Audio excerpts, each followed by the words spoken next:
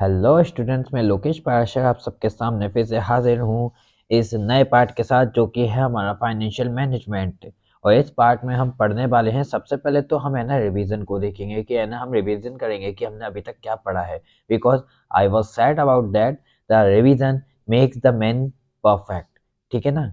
तो इस बात को याद रखते हुए हम पहले रिवीजन करते हैं। Now in the revision section we are read about the 4 chapters in this book. We are basically know that what the meaning of these chapters. They all are interrelated to each other. Like first we manage the fund. जैसे कि हमारे पास कितना fund है उसके बारे में हम है ना फाइंड आउट करेंगे। हम फंड की जो फाइनेंस होगा उसका प्लानिंग करेंगे और इसके जो हिसाब से हमको पता चलेगा कि हमारे पास कितना फंड कम है। अब उसके बाद हम देखेंगे कि हमें क्या मार्केट में जाने की ज़रूरत है। अगर मार्केट में जाने की ज़रूरत है तो हम है ना फिर सेकंड चैप्टर को पढ़ेंगे कि सेकंड चैप्टर हमें बताएगा कि है ना हमें मार्केट में जाकर कुछ शेयर्स बेचने चाहिए जिससे कि हमको है ना कैपिटल अर्न हो सके। ठीक है।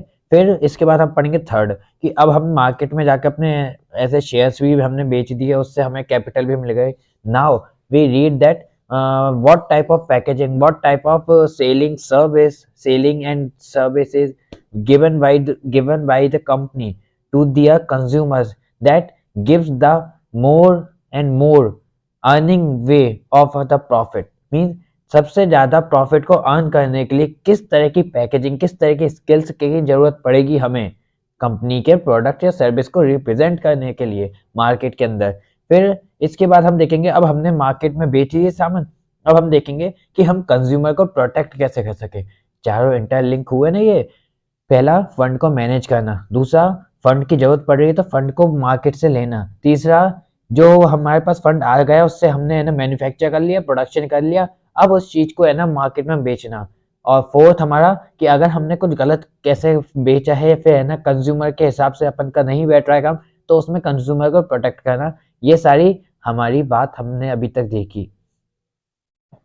नाउ हमने ये भी पढ़ा है कि फाइनेंशियल मैनेजमेंट का मतलब क्या है। फाइनेंशियल मैनेजमेंट है ना हमें किसी भी बिजनेस को चलाने में काम आती है। किस तरह से कि एक बिजनेस अगर उसे चलाना है तो हमें फाइनेंस की जरूरत पड़ेगी, हमें एक कैपिटल की जरूरत पड़ेगी और वो क्या करेगा, वो बिजनेस को चलाएगा, आज के वक्त के हिसाब से ढालेगा, मॉडर्न करेगा बिजनेस को कि है ना वो मॉडर्नाइजेशन के हिसाब से अपने आप को चेंज कर सके, एक्सपैंड करेगा, बढ़ाएगा, उस जगह पर कई सारे चीजें लाएगा, लाइक कई सारे प्रोडक्ट्स और सर्विसेज को देगा जिससे कि मार्केट उसका फिक्स ना हो जाए बल्कि और भी है ना कंज्यूमर्स उसके मार्केट में खिंचे चले आए और उसके सामान को खरीदें।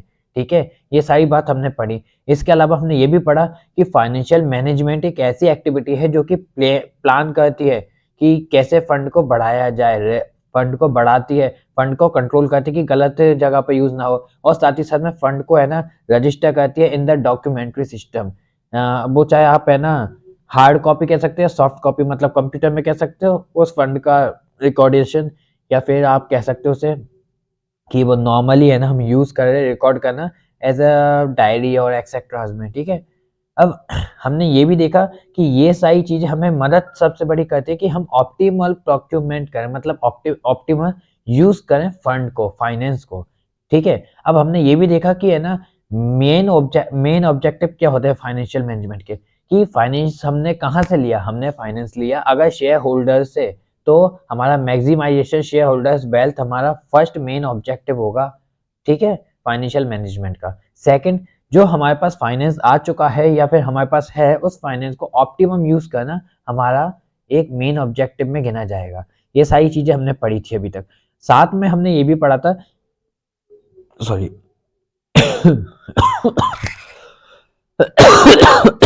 सॉरी साथ में हमने ये भी पढ़ा था कि है ना कितने तरह के डिसीजंस होते हैं financial decision.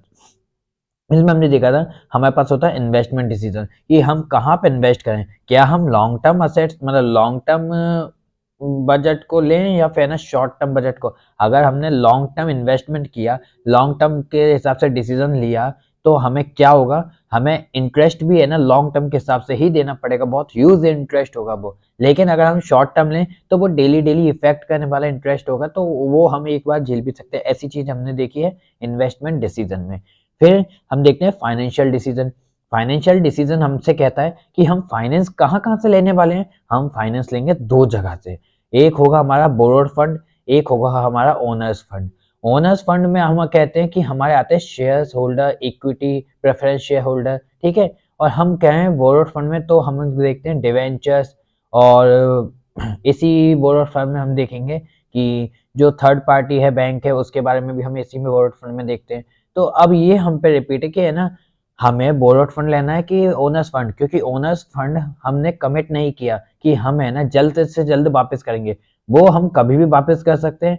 If we are suffering in the loss, then the owners also getting the loss. If we earning the profit, then owners also achieve the profit. ठीक है ना, ये सही चीज होगी। लेकिन जो बोरोड फंड है उसका फिक्स होता है कि बोरोड फंड को हमें देना ही है विद इंटरेस्ट। तो ये सारी चीजें हम देखते हैं फाइनेंशियल डिसीजन में। नाउ हमने ये भी देखा कि डिविडेंड डिसीजन क्या होता है। डिविडेंड डिसीजन के बारे में मैंने आपको बताया कि डिविडेंड एक ऐसा हिस्सा प्रॉफिट में से निकाला जाता है जो कि शेयर होल्डर्स को बांटने के लिए रखा गया है। अगर कंपनी के जो ऑब्जेक्टिव है वो मैक्सिमाइजेशन शेयर होल्डर्स है, तो वो ये सोचती है कि है ना कैसे हम कितना फंड निकालें जिससे कि हम है ना जब फंड को डिस्ट्रीब्यूट करें, डिविडेंड को डिस्ट्रीब्यूट करें शेयर होल्डर्स में, तो वो डिविडेंड ज्यादा से ज्यादा मैक्सिमाइज करे, किसको, ज्यादा से ज्यादा प्रॉफिट मैक्सिमाइज करे या फिर ज्यादा से ज्यादा शेयर होल्डर्स की वेल्थ को मैक्सिमाइज करे। ये सारी चीजों को हम ध्यान रखते हैं।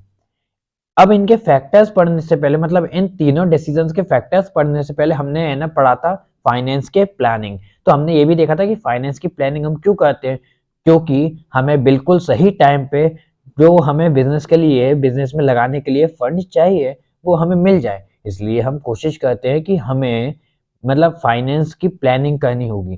तो ऐसे ही हम ट्राई करते हैं, ठीक है ना। अब इसमें हमने इंपॉर्टेंस देखे कि एडिक्वेट फंड होता है, हमें हमें सही टाइम पर जब हमें चाहिए तब हमें फंड मिल जाता है because of financial planning. Second is decision, हम ये चेक कर पाते हैं कि हम कहीं अननेसेसरी तो फंड को यूज नहीं कर रहे, कहीं बेकार में हम है ना फंड को यूज कर रहे हैं।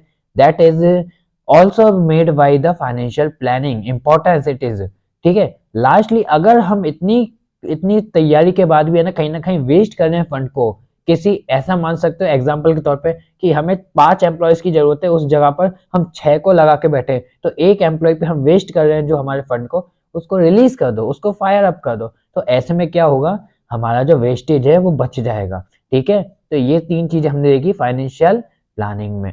नाउ इसके बाद हम क्या देखते हैं, इसके बाद हम देखते हैं कि है ना कौन से फैक्टर्स होते हैं जो, अब मतलब उन्हीं डिसीजंस के बारे में अब हम बात करेंगे। कौन से फैक्टर्स होते हैं जो अफेक्ट करते हैं इन्वेस्टमेंट डिसीजन को। देखो, इन्वेस्टमेंट डिसीजन मैंने क्या बताया था, ऐसा डिसीजन जो कि हमें लॉन्ग टर्म या शॉर्ट टर्म के बेसिस पे लेना पड़ता है। तो देखो, लॉन्ग टर्म बेसिस पे या शॉर्ट टर्म बेसिस पे हमको डिसीजन लेना है, ठीक है, पक्की बात है ये। तो हम क्या क्या चीज ऐसी हो सकती है जो कि हमें है ना इफेक्ट करे।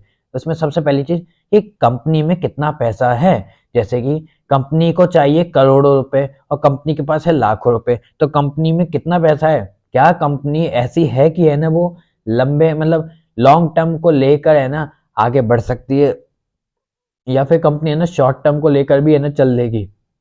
ऐसी चीज को पता करते हैं आप, बिकॉज ये जो कैश फ्लो प्रोजेक्ट है ना, ये बताता है हमें कि हमें कितने पैसे, हमें कितना कैपिटल चाहिए, और अगर हमारे पास उतना कैपिटल कुछ है या फिर उससे थोड़ा बहुत कम है तो हम शॉर्ट टर्म पे क्यों ना शिफ्ट हो जाएं, क्यों हम लॉन्ग टर्म लें। ऐसी चीजों को सोचते हैं cash flow of the project पर, ठीक है। सेकंड, अगर हमने जो है ना मतलब हमने जो लिया है लोन, हमने जो मतलब इन्वेस्टमेंट डिसीजन लिया है, उसमें हमें रेट ऑफ रिटर्न क्या हो सकती है। अगर ज्यादा हुई तो अच्छा, ज्यादा नहीं हुई तो बुरा। अगर हमें देनी है तो बुरा, ज्यादा हमें देनी है तो बुरा, ज्यादा हमें नहीं देनी तो अच्छा। तो ऐसी चीजों को हम देखते हैं, ठीक है। फिर हम देखते हैं इन्वेस्टमेंट क्राइटेरिया इन्वॉल्व, कि काफी सारे ऐसे प्रपोजल्स होते हैं जिसको हमें ना ऐसे इवेल्यूट करते हैं, पता करते हैं कि है ना क्या ये हमारे लिए सही है, क्या हम इस जगह पे पैसा लगा के बचेंगे या फिर हमारा पैसा इसमें डूब सकता है। तो ऐसी चीजें होती हैं इन्वेस्टमेंट क्राइटेरिया इन्वॉल्व में, ठीक है। ये हमारे इन्वेस्टमेंट के डिसीजंस मैंने आपको समझा दिए। नाउ इन्वेस्टमेंट के जो फैक्टर्स अफेक्टिंग है ना वो मैंने आपको बता दिए। अब मैं आपको बताता हूँ कि जो फैक्टर अफेक्टिंग है फाइनेंशियल डिसीजन के। हाँ, फाइनेंशियल डिसीजन क्या डिसीजंस, ऐसे डिसीजंस जो कि लिए गए हैं फॉर द मतलब कि हमें किस तरह का फाइनेंस लेना है, कहाँ से लेना है, ठीक है? मार्केट में किससे हमें फाइनेंस की ज़रूरत है, ऐसी चीज़ों के बारे में हमने देखा। अब पहली चीज़, कैश फ्लो पोजीशन क्या है बिज़नेस की, ये वाला, ठीक है ना? ये वाला हिस्सा, ये कैश फ्लो पोजीशन बिज़नेस की क्या है, हमें मेन होता है ये जानना। फिर फ्लोटेशन कॉस्ट क्या है? चलो फर्स्ट पॉइंट से ही देखेंगे हम कि हमारे पास हम जो है ना काम करने वाले हैं उसमें कॉस्ट क्या लगने वाली है, हम उसको पता करेंगे। The cost is raising funds from different sources are different. तो ऐसी चीजें है ना, मतलब हर एक सोर्स की है ना डिफरेंट कॉस्ट होगी, तो वो हमारी डिफरेंट डिफरेंट लगेगी। फिर हम देखते हैं कि रिस्क, हम सोचते हैं कि हम चीपेस्ट सोर्स को लें जिससे कि हमें रिस्क कम हो, ठीक है? ये हमारी दो हो गई। फिर हम देखते हैं फ्लोटेशन कॉस्ट, मतलब ऐसी कॉस्ट है जो कि है ना किसी सामान को एक जगह से दूसरी जगह पहुंचाने में हमने दी, लाइक द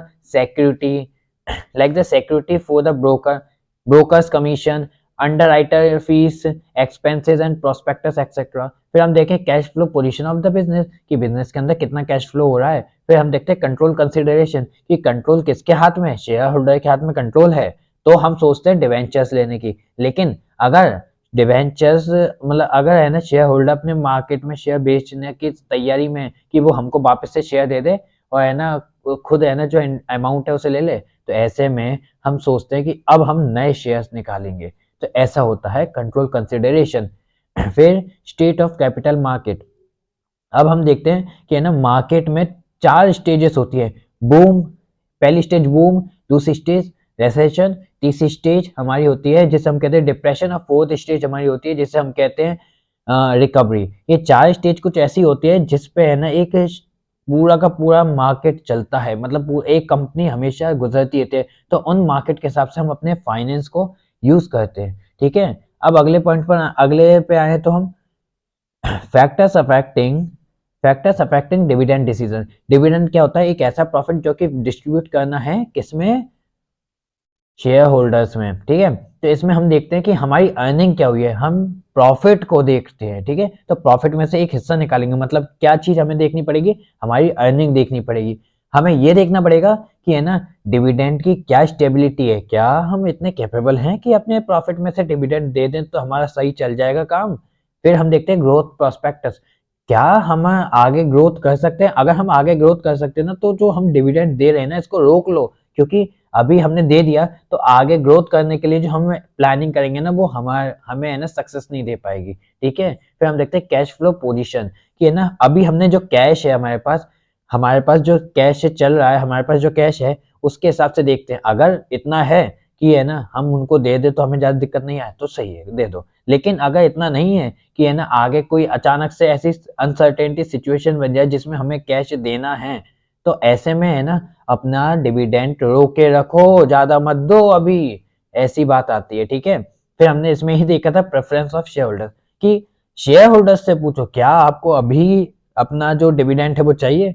अगर शेयर होल्डर्स कहते हैं कि नहीं अभी हमें नहीं चाहिए, अभी हम रुकना चाहते हैं, तो उनको मौका दो रुकने का। लेकिन अगर वो कहें कि हमें चाहिए तो उनकी प्रेफरेंस से उनको हिस्सा देके फ्री कर दो। फिर हम देखते हैं टैक्सेशन पॉलिसी, कि हाई अमाउंट अगर है ना देखते हैं कि हाई अमाउंट चार्ज किया जा रहा है, अगर हम है ना शेयर होल्डर्स को ज्यादा लें, ज्यादा शेयर होल्डर्स को हम शेयर बेचें, तो हाई अमाउंट टैक्सेशन लग रहा है, टैक्स लग रहा है, तो हम कोशिश करते हैं कि हम कम शेयर्स लें। लेकिन अगर हम है ना हमें कम टैक्स दिख रहा है कि कम टैक्स हमसे ले रहे हैं शेयर्स खरीदने पर, शेयर्स बेचने पर, तो हम है ना ज्यादा शेयर्स को लेते हैं। ये सारी चीजें हमने इसमें देखी, ठीक है?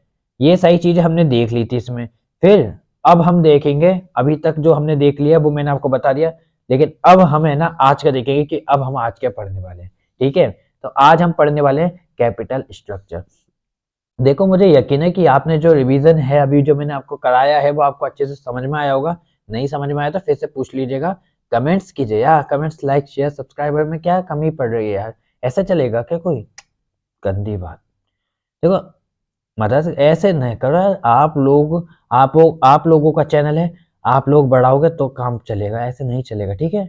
और दूसरी बात, टेलीग्राम ग्रुप पे जाओ, टेलीग्राम ग्रुप की लिंक आपको डिस्क्रिप्शन में मिल जाएगी। और साथ ही साथ में अगर आप लिंक से नहीं ज्वाइन कर पा रहे हैं तो एक काम कीजिएगा, आप सीधे सीधे से वहां पे टेलीग्राम पे जाए, टेलीग्राम का नाम आपको नीचे दिख जाएगा, उस नाम पे सर्च कीजिए, सेम लोगो आपको टेलीग्राम का अपने चैनल पे दिखेगा, अपने ग्रुप पे दिखेगा, ठीक है। अपने ग्रुप का नाम है लेट्स फील आर्मी, ठीक है।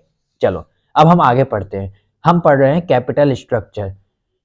तो कैपिटल स्ट्रक्चर मेनली होता क्या है? कैपिटल स्ट्रक्चर होता है ओनर्स फंड, मतलब share holder, share holders equity और शेयर होल्डर्स फंड, उसे हम ओनर्स फंड कहते हैं ना। हाँ, ओनर्स फंड को प्लस कर दिया जाए बोरोड फंड में, मतलब डिबेंचर्स में, तो हमारा बनता है कैपिटल स्ट्रक्चर, समझे। तो कैपिटल स्ट्रक्चर हमारा वो होता है जिसे हम कहते हैं owners fund plus borrowed fund is equal to capital structure. इसे कह सकते हैं capital structure refers to the mix between owners fund and borrowed fund, ठीक है। अब इसका यानी एक फॉर्मूला भी बनता है जिसे हम कहते हैं डेप्ट अपॉन इक्विटी, क्योंकि ये ना, ये इस चैप्टर में से पे की फॉर्मूला बनता है, क्योंकि ये देखो द प्रपोर्शन ऑफ द डेप्ट इन ओवरऑल कैपिटल, मतलब जो पूरी कैपिटल हमारे पास है, ओनर्स फंड बोरोड फंड और खुद का जो कैपिटल लगाई हुई है, उन सबको मिला करके जो हमारी कैपिटल है ओवरऑल, उसमें अगर है ना वो overall capital of a firm is called financial leverage. जो प्रोपोर्शन ऑफ डेप्ट है इन द ओवरऑल कैपिटल, जो प्रोपोर्शन है ना डेप्ट का, मतलब जितने खर्चे उसमें हैं, ऐसे खर्चे जो कि कभी वापस नहीं आ सकते, ऐसे कुछ, तो वो ओवरऑल जो कैपिटल है फर्म में, उससे हम कहते हैं फाइनेंशियल लेवरेज या कैपिटल गियरिंग।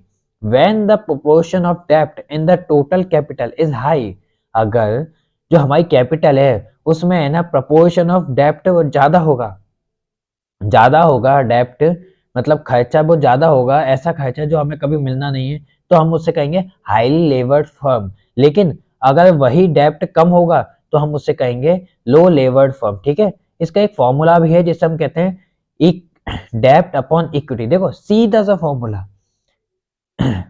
इक्विटी अपॉन डेप्ट है, नहीं डेप्ट अपॉन इक्विटी है, तो हम इसका सीधा सा फॉर्मूला बताएंगे capital structure is equal to डेप्ट अपॉन इक्विटी। सिंपल है ना फॉर्मूला, बिकॉज इफ द डेप्ट are more in the in the total capital then we can call it highly levered firm। क्यों? क्योंकि जब है ना ज्यादा खर्चा होगा जो कि हमें कभी नहीं मिलना, ऐसा कुछ खर्चा, तो हम क्या करेंगे, हमें लेबर बढ़ानी पड़ेगी, हमें काम ज्यादा करना पड़ेगा, तो हाईली लेवर्ड फर्म। लेकिन अगर उसी जगह पर डेप्ट in the total capital is less than the firm, तो ऐसे में हम लो लेवर्ड फर्म करेंगे, क्योंकि उसमें हमें ज्यादा खर्चा नहीं होगा, ठीक है। ये चीज होती है कैपिटल स्ट्रक्चर में। Now we can read the factors affecting capital structure.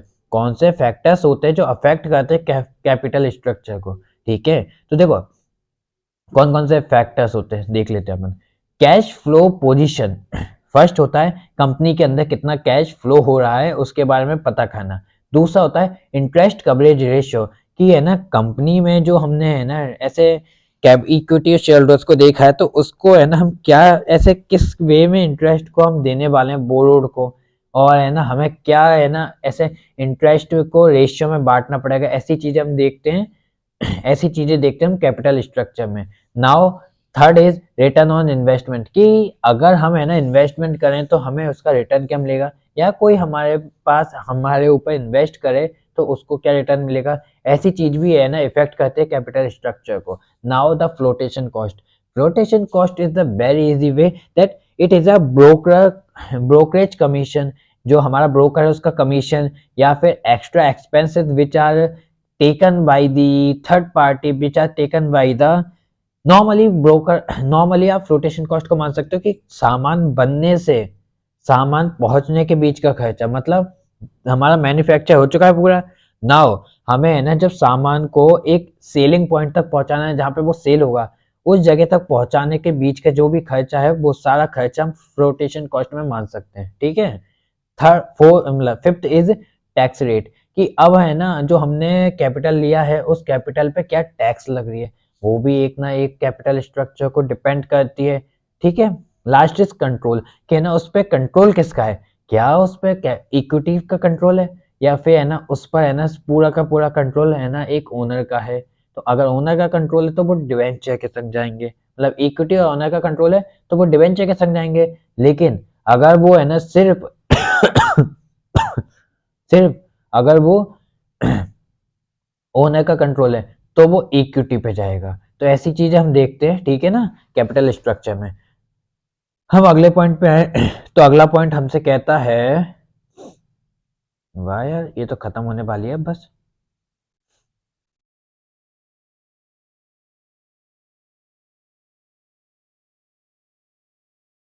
एक मिनट।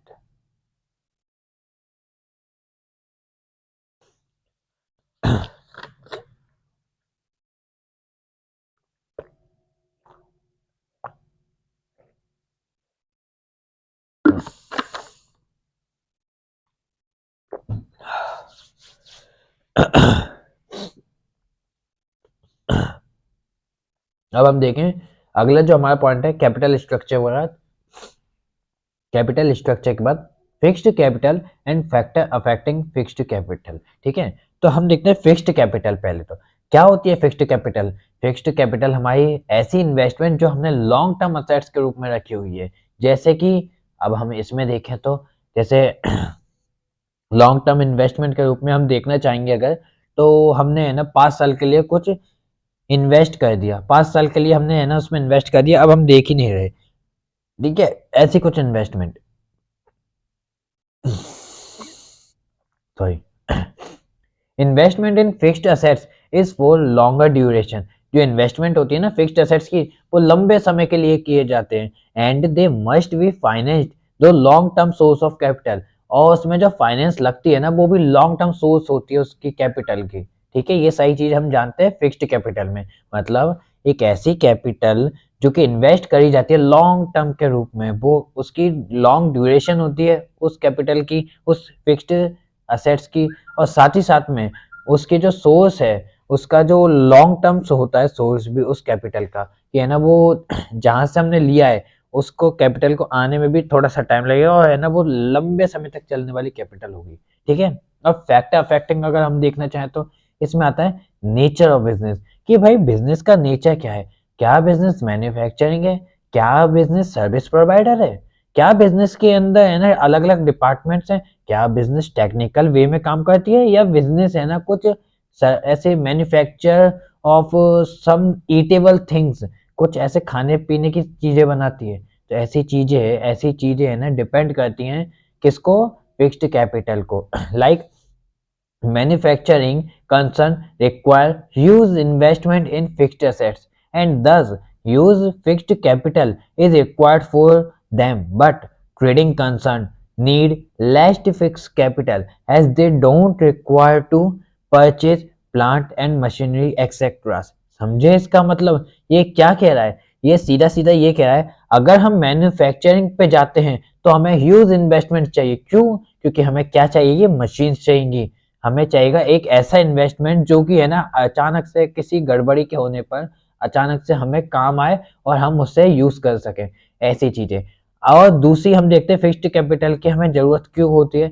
अगर ये मान के चलिए हमें है ना ऐसे वक्त में कि जैसे हमें सर्विस देनी है, कुछ हमें ट्रेड करना है, बस हमारा और कुछ काम नहीं है, सिर्फ ट्रेड का काम है, मैन्युफैक्चर का काम भी नहीं है हमारा। तो ऐसे में हमें क्या जरूरत पड़ेगी?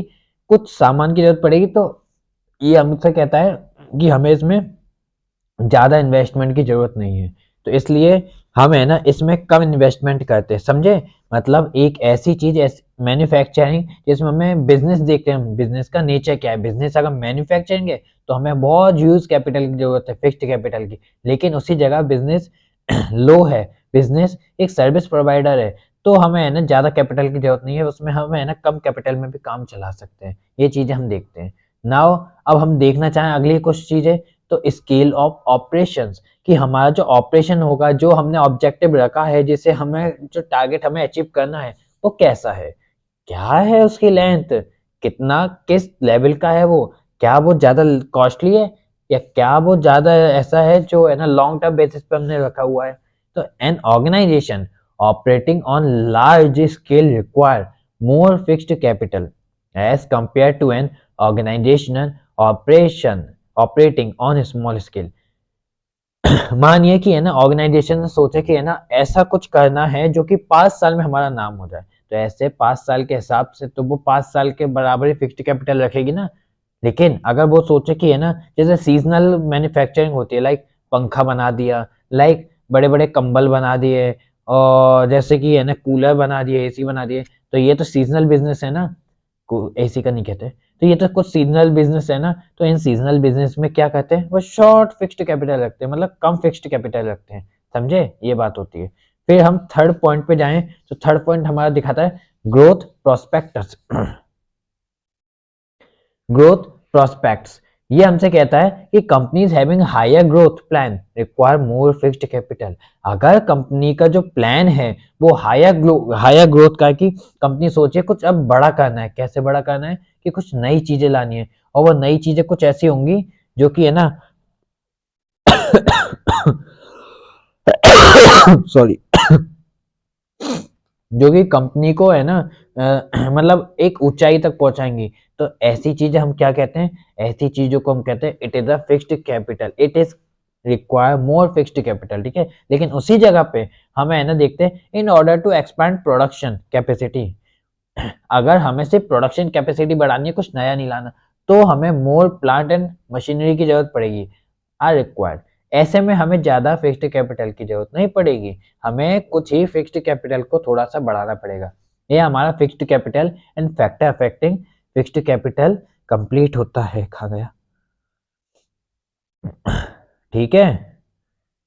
ये सारी चीजें हमने अभी तक पढ़ी। अब हम है ना एक ये और देख लेते हैं, फिर जो बचेगा कुछ उसको हम, हाँ, फिर हम देखते हैं चॉइस ऑफ टेक्निक, कि है ना चॉइस ऑफ टेक्निक ये वही है, ये मतलब अपन ने अभी तक पढ़ा ना फिक्स्ड कैपिटल और फैक्टर अफेक्टिंग फिक्स्ड कैपिटल, इसी का ये पॉइंट है जिसको हम कहते हैं जिसको हम कहते हैं फैक्टर अफेक्टिंग बिजनेस ऑफ मतलब फिक्स्ड कैपिटल। इसमें फोर्थ पॉइंट आता है हमारा चॉइस ऑफ टेक्निक, कि हमें किस टेक्निक को अपनाना है अपने काम में, like an organisation using capital intensive technique require more investment. अगर वो कैपिटल इंटेंसिव टेक्निक को यूज करता है तो उसे ज्यादा इन्वेस्टमेंट की जरूरत है प्लांट और मशीनरी लगाने में। लेकिन उसी जगह कंपेयर करें ऑर्गेनाइजेशन यूजिंग लेबर इंटेंसिव, अगर ऑर्गेनाइजेशन है ना लेबर्स को काम में रखना चाहता है तो उसको कम टेक्निक की जरूरत है, मतलब कम कम फिक्स्ड कैपिटल की जरूरत होगी। क्यों? क्योंकि मशीनरी और प्लांट्स तो कभी भी खराब हो जाए, कभी भी उनमें है ना ऐसे रीजनरेट कराना पड़े, या उसमें ऑयल डालना है, या उनको चलाने के लिए थोड़े बहुत वर्कर्स भी चाहिए, तो ऐसी चीज क्या दिखाएंगी कि उनमें तो हर वक्त कभी ना कभी खर्चा आएगा ही आएगा। तो ये चीजें है ना बहुत कॉस्टली पड़ेंगी, इसलिए हमें हाई हाई इन्वेस्टमेंट चाहिए, हाई फिक्स्ड कैपिटल चाहिए। लेकिन उसी जगह हम लेबर इंटेंसिव हैं, हम लेबर से काम कराते हैं, तो लेबर को हमें है ना थोड़ी बहुत दिहाड़ी दे देंगे, काम खत्म भैया, ले भैया तेरी दिहाड़ी और भाग जा, सीधी बात, नो बकवास। नाउ हम देखते हैं टेक्नोलॉजिकल अपग्रेडेशन, कि भाई आज के वक्त में क्या है टेक्नोलॉजी, टेक्नोलॉजी सर पे बैठे हुए उस पंछी की तरह है जो कभी भी सर पे चोंच मार दे, ठीक है ना। टेक्नोलॉजी के बिना हमारी जिंदगी कुछ ऐसी हो रखी है कि है ना अगर टेक्नोलॉजी नहीं तो हम नहीं, कभी कभी हम ये भी सोचते हैं। तो यही चीज हमें दिखाती है organisation using assets which become obsolete faster require more fixed capital as compared to than other organisation. मतलब जो ऑर्गेनाइजेशन है ना ये यूज करती है असेट्स को जो कि फास्टर होती है, मतलब कि है ना ऐसी टेक्निक्स ऐसी टेक्नोलॉजी जो कि बहुत फास्टर होती है। ये क्या करती है, ऐसे में ये है ना बहुत सारा इन्वेस्टमेंट लेगी, क्योंकि उसको कुछ अलग करने के लिए उसमें है ना कुछ अलग डालना पड़ेगा ना, तो ये मोर फिक्स्ड कैपिटल को यूटिलाइज करेगी, क्या, टेक्नोलॉजी अपग्रेडेशन। फिर हम जाएं डाइवर्सिफिकेशन, क्या होता है डाइवर्सिफिकेशन? डाइवर्सिफिकेशन एक ऐसी प्रोसेस जिसकी वजह से है ना हम एक प्रोडक्ट से लेकर कई सारे प्रोडक्ट को अपने पास रखते हैं, ठीक है। मतलब एक प्रोडक्ट को तो हमने लिया, एक प्रोडक्ट पे हम काम कर रहे हैं, लेकिन उसी जगह हम चाहते हैं कि और प्रोडक्ट्स पे भी हम काम करें। ये सारी चीज हमारी होती है टेक्निकल अपग्रेडेशन, समझे। अब देखो ये सारी चीज हमने अभी तक पढ़ी, कितनी मिनट का हो गया वीडियो? वीडियो कितना मिनट का हो गया? अरे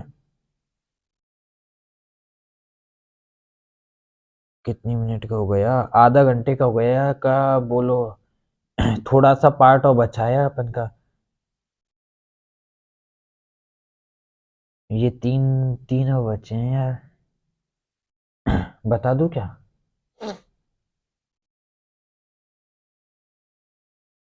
चलो देख लेते हैं यार, देखो ज्यादा से ज्यादा 15 मिनट लगेगी अपन को इसमें, ठीक है। आधे घंटे का हुआ, 15 मिनट और काम खत्म, अपना चैप्टर फर्स्ट कंप्लीट। आपका हो गया तो रिवीजन भी करा देंगे इसका।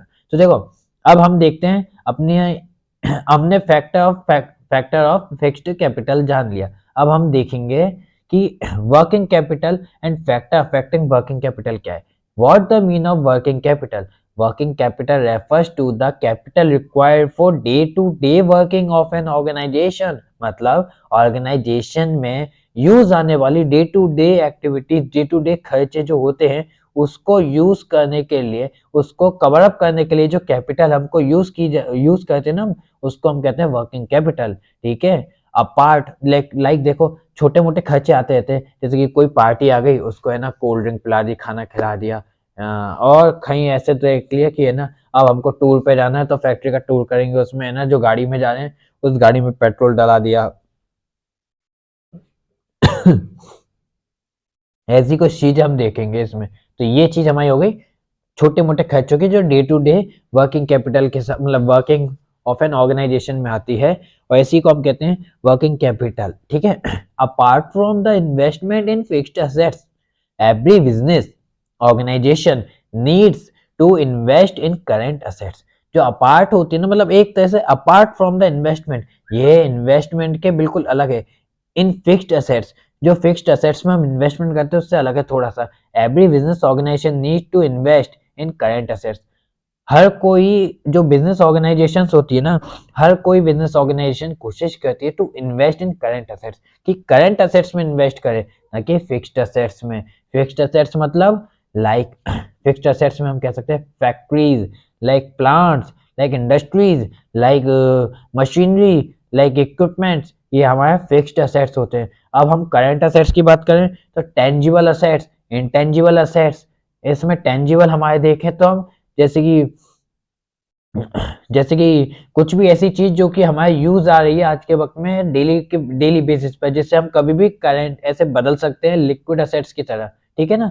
जैसे कि हमारे जो बॉन्ड पेपर्स होते हैं, या फिर हमारा कॉल मनी होता है, ये ऐसी चीजों को। अब हम देखें इंटेंजिबल, लाइक हमारी गुडविल, लाइक हमारी सर्विस, ये इंटेंजिबल है हमारी। ठीक है।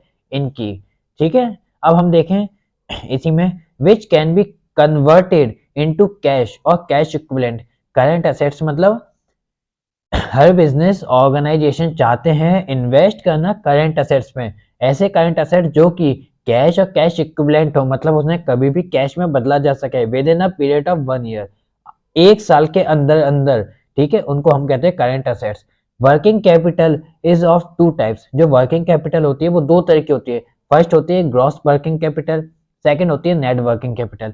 तो investment in all the current assets is called gross working capital. जो हमारी इन्वेस्टमेंट होती है ना करंट एसेट्स में, उसे हम कहते हैं gross working capital. Whereas the excess of current assets over current liabilities.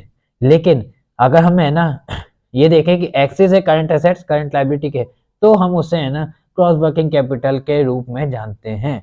अब फैक्टर अफेक्टिंग वर्किंग कैपिटल देखें तो नेचर ऑफ बिजनेस क्या होता है, मतलब हम अब ग्रॉस ऐसे देखेंगे कि है ना हमारी जो फैक्टर है जो अफेक्ट करती है वर्किंग कैपिटल को, वो क्या क्या हो सकती है। फर्स्ट बात, वर्किंग कैपिटल क्या बोल रहा है, क्या बताया था मैं, to to invest in the fixed to invest in the current assets, not in fixed assets, and current assets are the equivalent of cash and cash equivalent। तो कभी भी 1 साल के अंदर जिसको हम कैश में बदल सके वही हमारी करंट एसेट्स कहलाई जाती है। और करंट एसेट्स किस पे डिपेंड हो गई कि बिजनेस का नेचर क्या है, बिजनेस हमारा क्या है, क्या हम सेल्स करते हैं, क्या हम सर्विस देते हैं, ये हमारे बिजनेस को शो करती है कि हमारा बिजनेस क्या है। ठीक है। स्केल ऑफ ऑपरेशन, कि हमारा जो बिजनेस है उसका स्केल क्या है। देखो बात समझो, बात को देख लो। Nature of business, scale of business, फिर इधर से और देखें हम, तो बिजनेस साइकिल, फिर सीजनल फैक्टर, सब पढ़ाए हुए हैं। अभी अभी मैंने इसी में ऊपर ही पढ़ाए हैं आपको। देखो नेचर ऑफ बिजनेस, बिजनेस क्या है, क्या बिजनेस मैन्युफैक्चर करती है, गुड्स बनाती है, सेल करती है, या क्या बिजनेस है ना ऐसे मतलब जो सर्विस होती है सर्विस को देती है। ये चीज होती है नेचर बिजनेस की। Factor affecting working capital. ठीक है।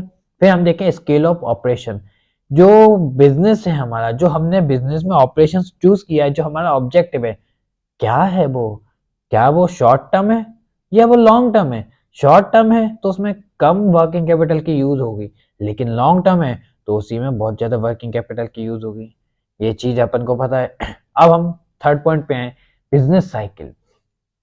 मैंने आपको बताया है बिजनेस साइकिल के बारे में, याद हो तो आपको। बिजनेस साइकिल एक ऐसा वे, ऐसी एक साइकिल जिसमें है ना आप चार प्रोसेस को देखते हो, चार स्टेजेस को देखते हो। बूम, जब है ना कंपनी सबसे ज्यादा अर्न करती है प्रॉफिट, जितना कंपनी बना रही है गुड्स को, उतना ही कंपनी अपने गुड्स को बेच भी रही है, और जो चाहत है जितनी है ना प्राइस में बेचना चाहिए उस प्राइस में बेच रही है। सेकंड हम आते हैं रेसेशन, जब कंपनी को पता नहीं होता कि कंपनी कितने प्राइस में मतलब जिस प्राइस में बेच रही है उस प्राइस में बिक भी नहीं रहे हैं सामान, सामान बेचना, अब है ना सामान सेल होना रुक गए हैं, कंज्यूमर्स उनके प्रोडक्ट्स को खरीद नहीं रहे हैं। लेकिन कंपनी ऐसे वक्त में उसको पता नहीं है ये सारी बातें, तो वो बनाती रहती है, उसको हम कहते हैं रेसेशन। थर्ड आता है हमारा, थर्ड जो हमारा है वो हमारा आता है रेसेशन के बाद डिप्रेशन। डिप्रेशन पीरियड कुछ ऐसा होता है पीरियड, इस पीरियड में हम देखते हैं कि ना जो बिजनेस है वो बिजनेस है ना बहुत ज्यादा ऐसे परफॉर्म करता है कि है ना उसको पता चल जाता है ओनर को कि है ना अब हमारा सामान बिक नहीं रहा, तो वो अपने एम्प्लॉयज को रिलीज करता है, कंपनी से निकाल देता है एम्प्लॉयज को। ऐसी चीज हम देखते हैं बिजनेस साइकिल में। फोर्थ पॉइंट हमारा आता है इसी में रिकवरी, कि है ना जब है ना धीरे धीरे ऐसा वक्त आने लग जाता है कि जो गुड्स से लोग हटे थे उसी गुड्स पे वापस आने लग जाते हैं। तो ये चीज हम देखते हैं बिजनेस साइकिल में। ये मैंने बहुत अच्छे से आपको पहले ही बता दिया है, मुझे यकीन है कि आपने पहले की वीडियो ढंग से देखी होगी। देखो बेटा, मैं बहुत डीपली और अच्छे से पढ़ाने की कोशिश कर रहा हूँ, स्पेशलाइज्ड वे से पढ़ा रहा हूँ, लेकिन मेरे को यकीन है कि आप पढ़ नहीं रहे हो। आप वीडियो को ज़्यादा से ज़्यादा 2-4 मिनट भी देखते होंगे, वो बहुत बड़ी बात है। तो देखो, मुझे ज़्यादा कुछ नहीं रहेगा, मुझे तो ऐसा है कि मैं अपनी तरफ से मेहनत कर रहा हूँ। एक बार मुझे पता है आपकी तरफ से है ना मुझे फीडबैक मिलेगा भी नहीं, मैं चाहत भी नहीं रखता कि आप लोग है ना कई हज़ारों लोग मेरे वीडियो को देखो, क्योंकि मुझे पता है मैं चाहे कितनी मेहनत कर लूँ आपके लिए वो मेहनत एज़ अ नील बटा सन्नाटा होगी, ज़ीरो अंडा होगी। तो मैं है ना सिर्फ़ उन बच्चों के लिए करता हूँ जिनको है ना कहीं से ऐसे सूरज की किरण नहीं दिखती, जिनको कहीं से है ना मटेरियल नहीं मिलता, उनके लिए मैं मटेरियल भी देता हूँ और ये काम भी करता हूँ। क्योंकि मुझे पता है एक बच्चे का भी मेरे से एडवांटेज हुआ तो मेरे लिए वही बहुत है। एक बार आपका ये कोर्स कंप्लीट हो जाएगा, उसके बाद मैं कुछ ऐसे ही लोगों को पढ़ाऊँगा जो सच में पढ़ना चाहते हैं। क्योंकि आपकी तरफ से मुझे जो ऐसे फीडबैक मिलता है ना, उससे खुद मैं डिमोटिवेट होता हूँ, लेकिन क्या करूँ, आदत से मजबूर हूँ ना। कुछ बच्चों की स्माइल देखने के लिए मैं आप सबको है ना ट्राई करता हूँ पढ़ाने के लिए, लेकिन आप सब कोई स्किप करके देखता है, कोई देखता ही नहीं है, कोई है ना खुश करने के लिए एक बार चालू कर लेता है, बस बात अपनी खत्म। ऐसा मत करो, कम से कम खुद से झूठ मत बोलो, ठीक है ना। अरे भाई सोचो, हम वो इंसान है, एक मैंने है ना कुछ डायलॉग लिखा है थोड़ा सा मैच करके, हमें क्या रोकेगा ये जमाना। एक मिनट, ऐसा ही था कुछ कि इस जमाने में दम कहाँ जो हमें रोक दे, इस जमाने में दम कहाँ जो हमें रोक दे, अरे हम तो वो है जो इस जमाने को टोक दे। मतलब हमें टोकने के लिए कौन ट्राई कर रहा है, जमाना, लेकिन हम क्या हैं, हम वो हैं जो जमाने को टोक दे। ये चीजें होती है। चलो, हमने 3 पॉइंट पढ़ लिए कि बिजनेस का नेचर क्या है, क्या वो सर्विस प्रोवाइडर है या फिर वो वर्क मतलब मैन्युफैक्चरिंग ऑफ गुड्स है, ठीक है। सेकंड हम देखते हैं स्केल ऑफ ऑपरेशन, क्या उसका स्केल है, कितना लंबा उसका प्रोजेक्ट है, क्या वो है ना शॉर्ट टर्म प्रोजेक्ट को लेके काम कर रहा है या फिर वो लॉन्ग टर्म प्रोजेक्ट पे काम कर रहा है, ये हम देखते हैं। फिर हम देखते हैं बिजनेस साइकिल, जिसमें हम 4 स्टेजेस पे ज्यादा फोकस करते हैं। पहली स्टेज होती है बूम, सेकंड स्टेज होती है हमारी रेसेशन, थर्ड स्टेज हम देखते हैं इसमें depression, and fourth stage is known as the recovery stage, ठीक है। ये हमने बिजनेस साइकिल में देखी। Third point is sorry fourth point is seasonal factor, कि है ना अब किसी सीजन में उसे ज्यादा चाहिए, किसी सीजन में उसे कम चाहिए, तो ऐसी चीजें भी हम देखते हैं इसमें, ठीक है। अब हम इसमें देखें क्रेडिट अलाउड, कि है ना कितना क्रेडिट हम अलाउ करते हैं इन्वेस्टमेंट के लिए। Like if credit is allowed by a concern to its customer then it will require more working capital. जैसे कि हमें है ना क्रेडिट हम अलाउ करते हैं किसी कस्टमर के लिए, तो ऐसे में हमें ज्यादा वर्किंग कैपिटल की जरूरत होगी। But if goods are sold on cash basis then less working capital is required. लेकिन जैसे कि आपने है ना, आप होलसेलर हो, आपके पास सामान है, आपका ब्रांड चलता है, आपने क्या किया, आपने जो कस्टमर है ना उसको एक हाई रेट में सर्व कर दिया, कि आपने कह दिया रिटेलर से कि है ना भाई हमारा नया सामान है तो इसको ले, और लेकर इसको है ना सेल कर। अब वो नया सामान है तो है ना क्रेडिट मतलब जो रिटेलर है वो पैसे तो देगा नहीं हाथों हाथ, क्योंकि नई चीज है, उसको क्या पता बिके ना बिके। तो ऐसे में हमें उसे उधार देना ही पड़ेगा, हमारी मजबूरी पड़ गई है कि हम उसे उधार दें। तो ऐसे में क्या होगा, हमें ज्यादा वर्किंग कैपिटल की जरूरत पड़ेगी। लेकिन उसी जगह हमारे डिमांड है हमारे सामान की, तो हम क्या करेंगे, हम है ना उससे कहेंगे भाई तेरे को सामान चाहिए तो तू सामान ले, लेकिन बदले में एडवांस पेमेंट चाहिए हमें, बिना एडवांस पेमेंट के हम तेरे को सामान नहीं देंगे। तो ये चीज के बाद हमें एडवांस पेमेंट मिल जाएगी, तो हमें क्या होगा, हमारा हमें लेस वर्किंग कैपिटल की रिक्वायर होगी इसमें। ठीक है, फिर हम देखते हैं सीखा लास्ट पॉइंट जिसे हम कहते हैं क्रेडिट एबिल्ड, कि है ना it if a firm is able to purchase raw material on credit from its suppliers then less working capital will be required। अब जैसे कि है ना एक मैन्युफैक्चरर है, उसको भी तो रॉ मटेरियल की जरूरत होगी, तो रॉ मटेरियल को वो कहाँ से ले रहा है, क्या क्या वो रॉ मटेरियल को है ना परचेज कर रहा है क्रेडिट में, उधारी में? अगर हाँ, तो उसको उधार लेने की वजह से उसको कम वर्किंग कैपिटल की जरूरत होगी। लेकिन अगर वो है ना परचेज कर रहा है with giving some amount, with giving some advance, then he or she getting the he or she required more working capital. ठीक है, तो ऐसा होता है हमारा किसमें, ऐसा होता है हमारा वर्किंग कैपिटल में। ठीक है, अब हम है ना इसके बाद एक लास्ट पॉइंट हमारा बचा जिसे हम कहते हैं ट्रेडिंग ऑन इक्विटी। यकीन है मुझे कि अभी तक आपको सब कुछ समझ में आया होगा।